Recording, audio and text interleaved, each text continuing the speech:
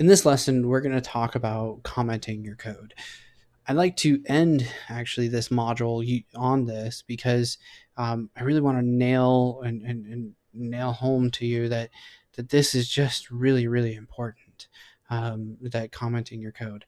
I don't know how many times I have fallen into the trap of not commenting my code well enough and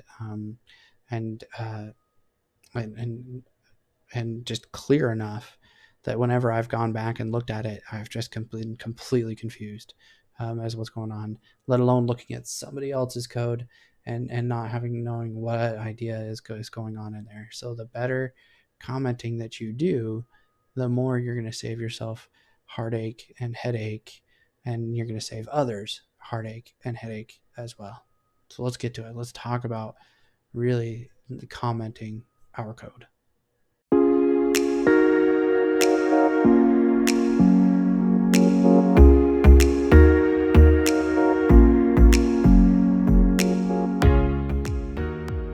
Before we get started in commenting code, let's create an example situation. So I'm going to create a new file, and I'm going to do comments.py for this.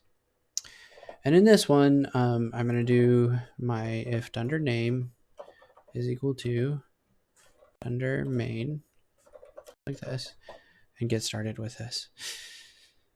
What I'm actually going to do is I am going to take a input from the user, and so what I want to do is do a simple calculation here for the user. So for example, what I want to do is I want to calculate the number of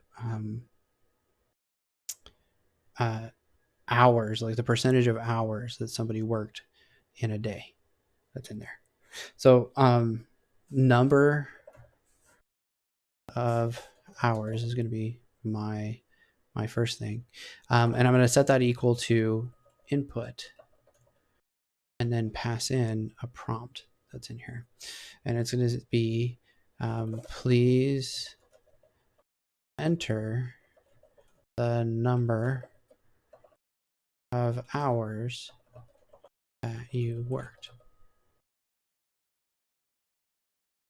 like this. And then what I'm going to do, what this does is this is going to go out and it's going to prompt the user for a value, and then it's going to they're going to enter it in, and then I'm going to get it.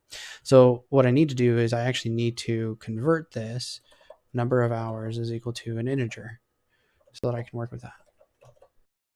And then do a simple print statement of, hey, the number of hours you worked is this.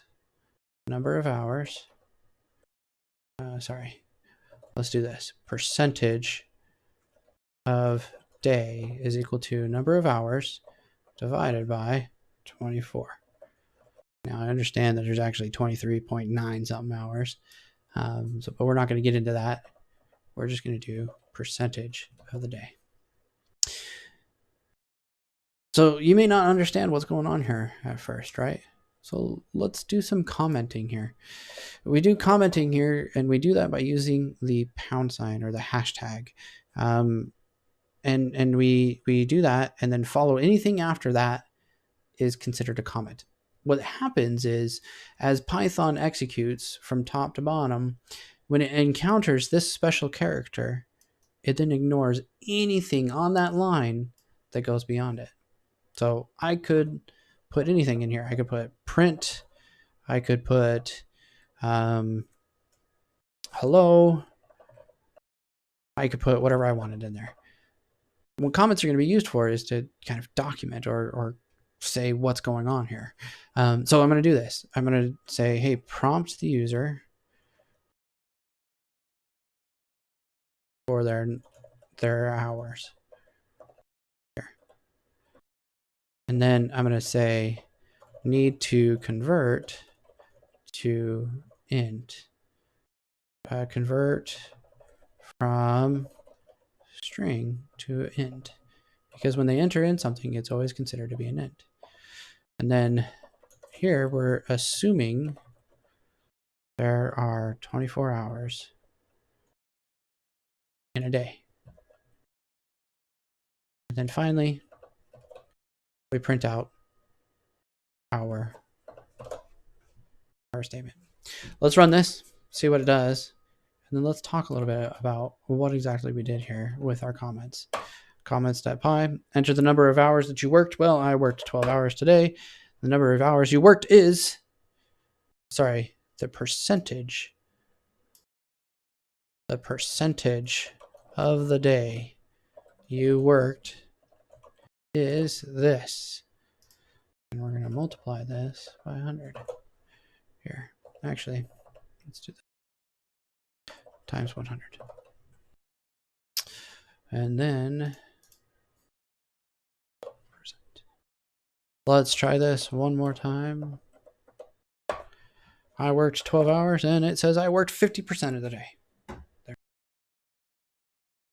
So really the thing that I want you to talk about and think about is what are these comments here for, and what kind of advantage do they bring? Jeff Atwood, his aka Coding Horror, one of the founders of Stack Overflow, which if you haven't heard of, I highly recommend you check them out. It is a great source of being able to ask and get answers to your questions. He said this, he said, code tells you how and comments tell you why. This is really kind of enlightening when I first read this, because what this is saying is that you should be able to be writing your code through the variable names that you're using and the structures that you're having in there, how well kind of code goes together. That should tell you how the algorithms work. The comments of what you decided to do should be why you decided to make those specific steps in there. We talked about how we use the pound or hash sign to create a comment, but some other guidelines that you should follow is you should always make them brief statements, and the maximum character length should never really exceed 72 characters. In fact, that's kind of according to PEP8, and PEP8 is this kind of style guide that Python has put together. And in there, they even say, 72 characters or even 80 characters should be the maximum line. But they say even then, if you're going to comment, don't go beyond the 72 characters. That's kind of a hard limit for that. And if you're going to be going beyond those 72 characters, use multiple lines. So, for example, here, I mean, I've got this one is at 67 characters. Actually, in Visual Studio, have an interesting thing where I draw a line at 72 characters. So I can add to this in order to make. Oh, I've crossed my line here, and actually, it's not. It looks like it's at 80 characters. In order to, whoops, and add another one. Order to work with the user input as a numerical value, like that. So we can do comments over multiple lines by just continuing our hashtag that's in there. Some of the purposes of why you might want to comment, one of them might be planning and reviewing. So as you're going through and you're trying to create your file, you don't quite know how to do it, but you have kind of a basic idea. For example, let's say you want to create a income calculator, right? And then actually that's going to be one of your homeworks to do, is to do just that. So an income calculator is going to be something that you're going to do what? Well, you're going to prompt the user for their hourly wage, right? Next, you're going to prompt the user for number of hours they worked, right? Then let's see, calculate wage based on rate times hours, like that. We haven't written any code whatsoever, but now we've been able to kind of dump the thoughts of our mind and be able to figure out a wage calculator like that. Be able to take care of that. So that's what that means, is planning and reviewing. What is the first step, then the second step, and then the third step. The next one might be a code description. So you're kind of talking about what's kind of going on here. So for example, you tried to attempt a connection based on your previous settings, but if it's unsuccessful, then you're going to prompt the user for new settings. They might be a little bit kind of wonky when somebody looks at your code. So you want to kind of describe that and say, hey, this is what I'm doing here and why I'm doing that. You might be doing an algorithmic description. So for example, maybe you're using Quicksort to to do a performance of sorting in there, and you're doing that because of performance games. You're going to want to describe that in there. And then finally, there's these tagging, this concept of tagging. So you've got to do or bug or fix me that's in there. Hopefully you're never deploying anything into production that says, bug or fix me, but as you're working along and you notice, oh man, this is something that's kind of buggy. It works most of the time, but sometimes it doesn't. I'm going to put in a tag that says bug works some of the time, in these types of conditions, but in other conditions, such as blah, blah, blah, it doesn't. And then now you've kind of tracked that. You've got it there in your comments, and you won't be able to forget about it next time you read through your code. Or maybe you're saying to do, hey, I encountered this situation and I need to talk about it, or I need to be able to address that later down the road. Maybe not right now, but down the road. And you kind of put that in there. So there might be a to do. What that kind of looks like would be something like this. So, for example, right here, I could say to do how handle situation where number of hours is negative. Right? So if it's negative, then you can't be working, or you can't enter the number of hours that you worked to be less than 0. You can't work negative hours in a day, right? So you got to handle that. Well, I'm not doing anything with that yet, but I'm going to say to do. I need to be able to take care of this case. That's something that I need to be able to handle. It's not necessarily broken. It's not a bug. This code works as intended, but this is something that later down the road I want to be able to maybe implement and work on.